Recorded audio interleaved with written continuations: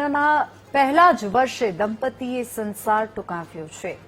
સિંગણપુરના ઢબોલી વિસ્તારમાં દંપતીએ આપઘાત કર્યો છે। પોતાના ઘરે જ ગળે ફાંસો ખાઈને પતિ પત્નીએ જીવન ટૂંકાવ્યું છે। 1 વર્ષ પહેલા ભાવેશ અને તેજલ ચુડાસમાના લગ્ન થયા હતા। ભાવેશ ચુડાસમા છેલ્લા 5 વર્ષથી રત્ન કલાકાર તરીકે કામ કરતા હતા। મૃતકના પરિવારજનોએ તટસ્થ તપાસની માંગ કરી છે। પોલીસે દંપતીના આપઘાતનું કારણ જાણવા હાથ ધરી છે તપાસ।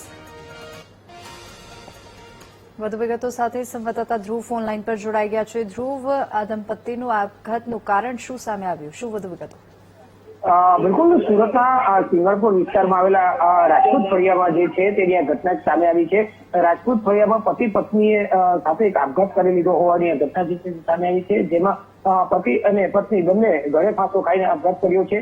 લગ્ન જીવન જે છે તે હજી ખૂબ જ ટૂંકા ગાળાનું હતું। હજી 1 વર્ષ પહેલા જ લગ્ન કર્યા હતા અને 1 વર્ષમાં જ આ લગ્ન ગાળાની અંદર બંને પતિ પત્નીએ આપઘાત કરી લેતા ભારે ચકચાર જાગી છે।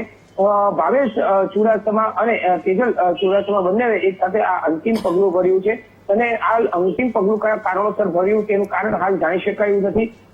બંને પતિ પત્નીએ આત્મહત્યા કરતા પહેલા પણ કોઈ સુસાઇડ નોટ હજી પોલીસને કે તેના પરિવારોને મળી નથી, એટલે કયા કારણોસર તેને આપઘાતનું પગલું ભર્યું હોય તે પાકું કારણ જાણી શકાયું નથી। હાલ તો બંનેના મૃતદેહને પોસ્ટમોર્ટમ ખાતે મોકલી વધુ તપાસ જે છે તે સિંગણપુર પોલીસે શરૂ કરી છે।